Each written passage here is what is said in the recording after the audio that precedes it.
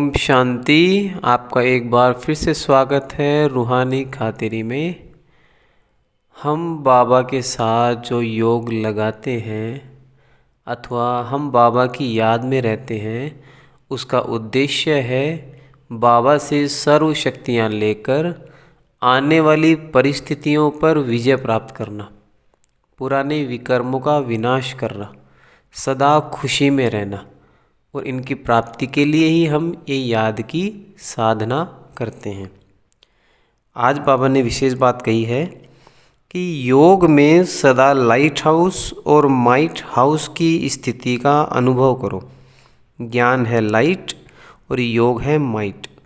ज्ञान और योग दोनों शक्तियाँ लाइट और माइट संपन्न हो, इसको कहते हैं मास्टर सर्वशक्तिमान। ऐसी शक्तिशाली आत्माएं किसी भी परिस्थिति को सेकंड में पार कर लेती है। कोई भी परिस्थिति हमारे सामने आती है तो सबसे पहले हमें ज्ञान की आवश्यकता है, समझ की।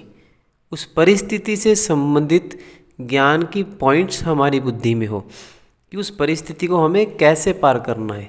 दूसरा, उन ज्ञान की पॉइंट्स पर चलने के लिए हमारे अंदर शक्ति भी होनी चाहिए। और इसका अनुभव करने के लिए बाबा कहते हैं योग में बैठना है विशेष।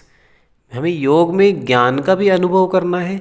ज्ञान को रोशनी कहा जाता है और बाबा कहते हैं योग शक्ति। योग को कहा जाता है शक्ति, माइट हाउस। बाबा ने कहा इसीलिए जब बैठते हैं योग में तो लाइट और माइट दोनों का अनुभव करना है हमें।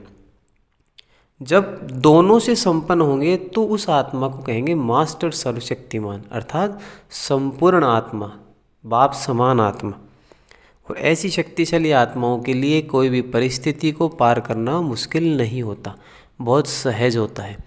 इसलिए हमें विशेष लाइट हाउस और माइट हाउस की स्थिति का वर्णन करना है।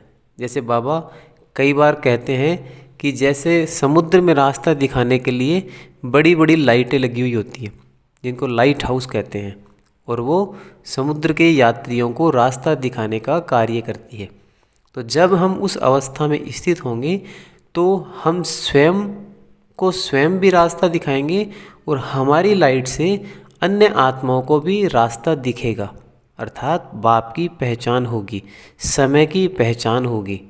इसलिए हमें उस अवस्था को प्राप्त करने का विशेष अभ्यास करना है। ओम शांति।